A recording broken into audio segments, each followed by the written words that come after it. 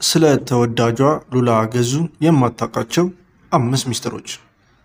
ሞዴል፣ የቴሌቪዥን ሾው አቅራቢ፣ ተዋናይት፣ የማስታወቂያ ባለሙያ፣ ሚስ ኢትዮጵያ የሚሉ ማዕረጎች ሁሉ ሉል ገዙ ከሚለው ስም ቀድሞ ይሰለፋሉ። ጸባይና ደም ግባት፣ ክህሎትና ብቃት ካላቸው ጥቂት ዝነኞች መሃል አንዱን ጥቀሱ ብንላችሁ አብዛኞቻችሁ የዚችን የዝነኛ ስም መጥቀሳችሁ አይቀርም። እንደውም በሴንሴሽን ማስታወቂያ አሊያም በቅዳሜ ከሰዓት ወይም ደግሞ እረኛዬ ድራማ ላይና ጥቂት በማይባሉ ፊልሞች በኩል የሚያስታውሷት ሀያሌዎች ናቸው። ታዲያ በዛሬው ቪዲዮ ስለዚችው ዝነኛ አሁናዊ ሁኔታ እንዴትና በምን መልኩ ወደ ዝናው መጣች የሚለውን መርምረን ያልተሰሙ ያልናቸውን 5 ነገሮች ይዘን ወጥተናል። ሰላም ጤና ይስጥልን ውድ የቻናላችን ቤተሰቦች እንደምን አላችሁ? ዛሬም እንደተለመደው በአዲስ ዝግጅት ተመልሰን መጥተናል። እስከ ዝግጅታችን ፍጻሜ አብራችሁን እንድትቆዩ ግብዣችን ነው። 5ኛ ሴንሴሽን እና ዝነኛዋ። በአንድ ወቅት የሴንሴሽን አምባሳደር ለመሆን ተመርጣ ትሰራ በነበረበት ወቅት የሚያስታውሳት ጥቂቶቹ አይደሉም።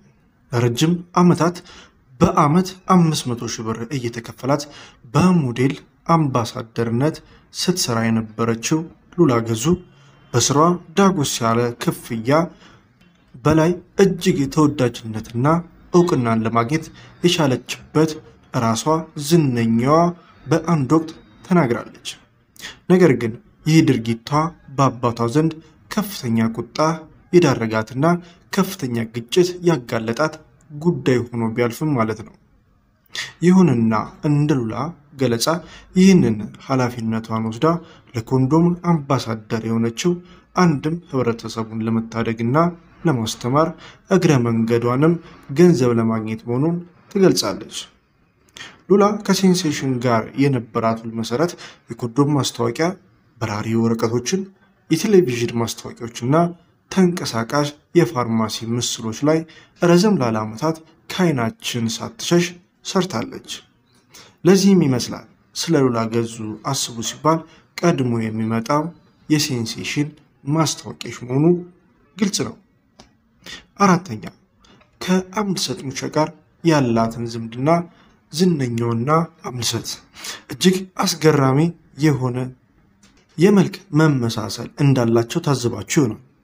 ብዙዎች በመልክ መመሳሰላቸውና ካላቸው መቀራረብ አንጻር የታላቁ ሙዚቀኛ የቴዲ አፍሮ ባለቤት የአምልሰት ሙጬ እህት ናት ብለው ለሚያስቡ ከማሰብም አልፎ በተለያዩ ማህበራዊ ሚዲያዎች ላይ ሲያወሩ ይደመጣሉ። ነገር ግን እንደ ብዙ ሐሳብ መልካምነቷ ዝነኛዋ ሉላ ገዙ የአምልሰት ሙጬ እህት ሳትሆን ራቅ ያለ ዝምድና ያላቸው መሆናቸውን ልናረጋግጥ ችለናል። ሉላ ስትናገር ካላቸው ዝምድና በላይ አምልሰት ሙጬ የሚስ ወርልድ ኢትዮጵያ ቁንጅናን ውድድር ማሸነፏን አይታ እሷም ወደ ሞዴሊንግ መግባቷን፣ ለዚህም ለሞዴሊንግ ሙያ መግባት ዋነኛ ሚና የተጫወተች ሴት መሆኗን ገልጻለች።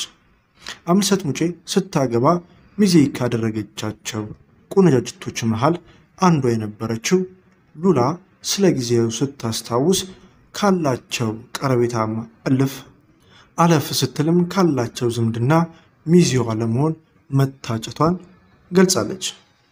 3ኛ የትዳር ህይወት። አግብታለች እንዴ ብላችሁ እንደምትደነቁ ተወዳጇ ዝነኛዋ ሉላ ገዙ ትዳር የመሰረተችው ከዛሬ 11 ዓመት በፊት ሲሆን ነጋዴ ከሆነ ባሏ ጋር ተሳስራ በአለን መረጃ መሰረት 2 ሴት ልጆች ለማፍራት ችላለች።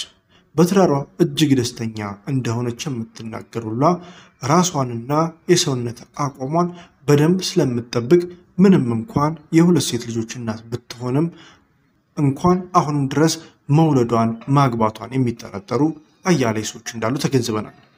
ከልጆቿ ጋር የምትነሳቸው እጅግ የሚያማምሩ ፎቶዎች በኢንስታግራም ገጿ በኩል የምትለቀው ዝነኛዋ እጅግ የተሳካ ሊባል የሚችል ትዳር ካላቸው ጥቂት ዝነኞች አንዷ ናት። እንደምናውቀው ሉላ ገዙ ከአባቷ ገዙ ወልደ ገብርኤልና ከእናቷ ወይዘሮ ብርሃነ አብራክ በ1981 ነበር የተወለደችው። ሁለተኛ ወደ ዝና የገባችበት አጋጣሚ ይህች መልከ መልካም እንስት ወደ ዝነኛው ዓለም የገባችው በእኛ ሚሊኒየም ገደማ ሲሆን የሚስ ኢትዮጵያ አሸናፊ በመሆን አሃዱ ብላ የዝነኞችን ዓለም ተቀላቅላለች። በውድድሩ ወቅት ሉላ የሁለተኛ ዓመት የመቀሌ ዩኒቨርሲቲ የሳይኮሎጂ ተማሪ ነበረች። ይህንን ቪዲዮ ወደ እናንተ ለማድረስ ባደረግነው ዳሰሳ ለማወቅ ችለናል። በወቅቱ ቁመቷ 1 ሜትር ከ77 ሴንቲሜትር የሚለካ ቢሆንም በውድድሩ ላይ የሉላ ከፍተኛ ተፎካካሪ የነበረችውና ውድድሩንም በሁለተኛነት ያጠናቀቀችው ኦሮሚያን ክልል ወክላ በውድድሩ ላይ የተገኘችው ሞዴል ሌንሳ ጥላሁን 1 ሜትር ከ90 ሴንቲሜትር ገደማ ትደርስ ነበር።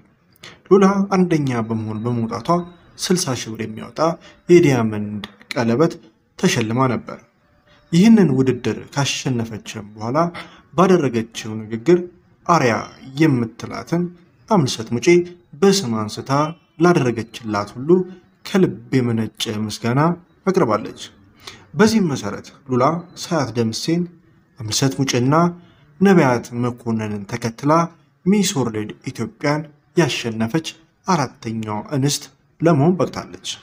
ከዛ በኋላ የተከፈተው የዝነኛዋ ዝና መስኮት እነሆ እስከ ዛሬዋ ድረስ እንዳልተዘጋ ለእናንተ ማስረዳቱ ፋይዳ የለውምና በዚሁ ዘጋ ነው። አንደኛ የእረኛዬ ድራማና የሉላ ገዙ አጋጣሚ።